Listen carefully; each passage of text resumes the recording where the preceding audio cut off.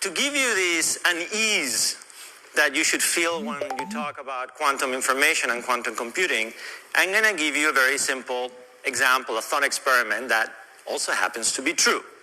So let's imagine that we're going to solve this problem. The problem involves you have 4 cards, 3 are identical, 1 is different, 1 is a queen.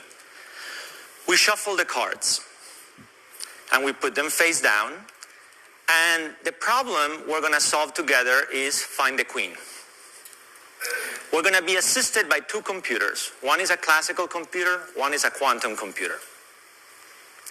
So what we do is we turn them down and we load them into memory. So we use 4 memory slots.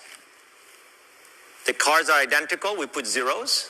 The one that has a queen, we put a 1, right? So in our 4 slots, we'll have 3 zeros and 1 is a 1. We load them on the 2 computers. Now we ask to write a program to find the queen, find the 1. How would it be done classically? You would go and pick a random number, you don't know where it is. You go, look under that memory slot, see if it's a 1. If not, you go to the next slot, and so on and so on. On average, it would take you the equivalent of 2.5 turns to find it. It turns out that with a 2-qubit quantum computer for this problem, you can always solve it in 1 shot. So that uneasy feeling that you have now should be an explanation that quantum computer is not just about building a faster computer, it is building something that is fundamentally different than a classical computer. The supercomputer begins to monitor all electromagnetic activity of the victim's brain by way of this bidirectional stream of energy.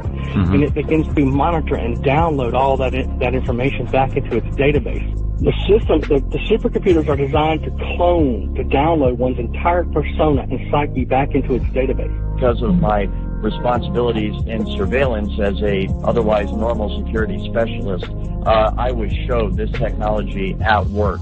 And it was through the perspective, of course, of the camera, and what I was told that it was obvious it was being used through the eyes of the targets. So I have seen it, and it is absolutely remarkable. It's just like a first-person, video game or something where you see right through the eyes of the individual.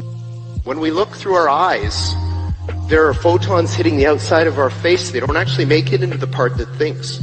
The part that thinks is looking at something else. It's looking at some kind of weird compressed signal. Basically, those optical signals are interpreted by the brain, and then you perceive them as vision. You perceive them as pictures and so forth, but this is all electrical signals within the brain. And so the exact same thing, the data is taken in through the eyes, and then your brain renders it in a visual form that we know as sight.